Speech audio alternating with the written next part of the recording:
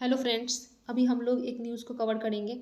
जैसा कि हम लोग जानते हैं कि भारत और पाकिस्तान के बीच जो अभी की सिचुएशन है वो काफ़ी तनावपूर्ण वाली है, जो कि 22 अप्रैल को जम्मू कश्मीर के पहलगाम के बैसन घाटी में जो आतंकी हमले हुए थे उनमें 26 टूरिस्टों की मौत हुई थी। जिसके बाद भारत ने इस हमले के लिए पाकिस्तान को जिम्मेदार ठहराया है, जबकि पाकिस्तान ने इस आरोप को मानने से इनकार किया है। उसके बाद भारत ने पाकिस्तान के प्रति कई कड़े कदम भी उठाए, जिनमें अभी हाल ही में 3 मई को पाकिस्तान से भारत ने सभी प्रकार के आयात पर तत्काल प्रभाव से प्रतिबंध लगा दिया है। उसके बाद वाणिज्य मंत्रालय ने आयात प्रतिबंध की घोषणा की और कहा कि यह तत्काल प्रभावी होगा। पाकिस्तान से प्रत्यक्ष आयात बहुत कम रहा है तथा पाकिस्तान से देश में आने वाली कुछ वस्तुएं तीसरी देशों के माध्यम से अप्रत्यक्ष रूप से आती है। उसके बाद वाणिज्य मंत्रालय की अधिसूचना में विदेश व्यापार नीति में एक नया प्रावधान जोड़ा गया है, जिसमें अगले आदेश तक तत्काल प्रभाव से पाकिस्तान में उत्पन्न या वहां से निर्यात किए जाने वाले सभी सामानों के प्रत्यक्ष या अप्रत्यक्ष आयात पर प्रतिबंध लगा दिया गया है। इसके बाद भारतीय विदेश व्यापार महानिदेशालय और नौवहन महानिदेशालय द्वारा जारी आदेशों के अनुसार पाकिस्तान से या उसके माध्यम से आने वाले सभी आयातों पर प्रतिबंध लगा दिया गया है। उसके बाद पाकिस्तान जहाज़ों को भारतीय बंदरगाहों में प्रवेश की अनुमति नहीं दी जाएगी। फिर उसके बाद पाकिस्तान से आने वाले सभी डाक और पार्सल सेवाओं को निलंबित कर दिया गया है। इस प्रतिबंध का उद्देश्य राष्ट्रीय सुरक्षा और सार्वजनिक नीति के हित में उठाया गया कदम बताया गया है। इससे पाकिस्तान के निर्यात क्षेत्र, विशेष रूप से सीमेंट, वस्त्र और कृषि उत्पादों पर महत्वपूर्ण प्रभाव पड़ने की संभावना है। पाकिस्तान ने इस कदम के जवाब में भारत के साथ सभी व्यापारिक संबंधों को समाप्त कर दिया है, भारतीय विमानों के लिए अपने हवाई क्षेत्र को बंद कर दिया है और भारतीय राजनयिकों को निष्कासित कर दिया है। इसके अलावा पाकिस्तान ने सिंधु जल संधि को निलंबित करने के भारत के निर्णय को युद्ध की घोषणा के रूप में देखा है, जिसके बाद इस घटनाक्रम से दोनों देशों के बीच तनाव और बढ़ गया है और अंतर्राष्ट्रीय समुदाय स्थिति पर नज़र बनाए हुए हैं। अब इस फैसले से पाकिस्तान पर क्या प्रभाव पड़ेगा? इस फैसले से पाकिस्तान से भारत आने वाली सभी सामानों की शिपमेंट पूरी तरह से रुक जाएगी और अप्रैल जनवरी 2024 से 25 में पाकिस्तान को भारत का निर्यात $447.65 मिलियन रहा, जबकि आयात मात्र $0.42 मिलियन रहा। अब भारत ने 23 अप्रैल को पाकिस्तान के खिलाफ कई दंडात्मक उपायों की घोषणा की थी, जिनमें सिंधु जल संधि को निलंबित करना, अटारी में एकमात्र भूमि सीमा पार संचालन को बंद करना तथा हमले की सीमा पार संबंधों को मद्देनज़र राजनयिक संबंधों को कम करना शामिल था।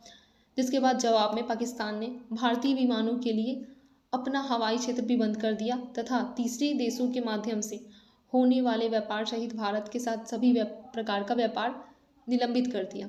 पाकिस्तान ने भारत द्वारा सिंधु जल संधि को निलंबित करने को अस्वीकार कर दिया तथा कहा कि यह जल प्रवाह को रोकने के किसी भी कदम को युद्ध की कार्रवाई के रूप में देखा जाएगा।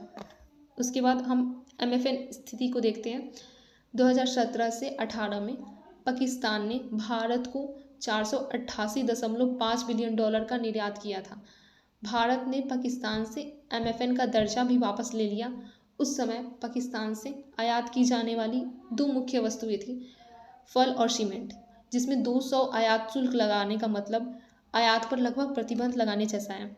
और देश ने विश्व व्यापार संगठन जो कि WTO की सुरक्षा अपवाद खंड का हवाला देते हुए MFN का दर्जा वापस ले लिया।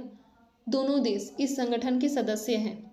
भारत ने 1996 में ही पाकिस्तान को MFN का दर्जा दे दिया था, लेकिन पड़ोसी देश ने इस पर कोई प्रतिक्रिया नहीं दी थी।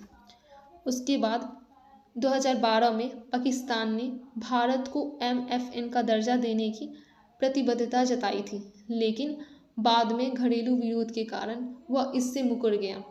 MFN के बजाय पाकिस्तान ने कहा कि वह भारत को गैर भेदभावपूर्ण बाजार पहुंच NDMA का दर्जा देने पर काम कर रहा है, लेकिन उसने अभी तक इसकी कोई घोषणा भी नहीं की।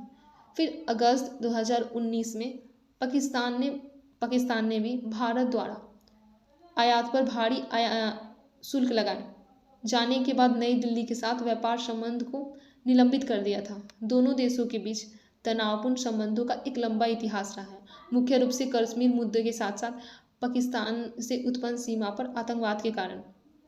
उसके बाद 2017 से 18 में भारत पाकिस्तान का कुल व्यापार जो है वो $2.41 बिलियन रहा, जबकि 2016 से 17 में यह $2.27 बिलियन था। भारत ने 2017 से 18 में $488.5 बिलियन का सामान आयात किया और $1.92 बिलियन का सामान निर्यात किया था। उसके बाद पहलगाम आतंकी हमले को लेकर दोनों देशों के बीच बढ़ते तनाव के बीच भारत ने 3 मई 2025 को हवाई और सतही मार्गों के माध्यम से पाकिस्तान से सभी श्रेणियों के मेल और पार्सल के आदान प्रदान को निलंबित कर दिया। सेवाओं को निलंबित करने का आदेश डाक विभाग द्वारा जारी किया, जो संचार मंत्रालय के अधीन कार्य करता है।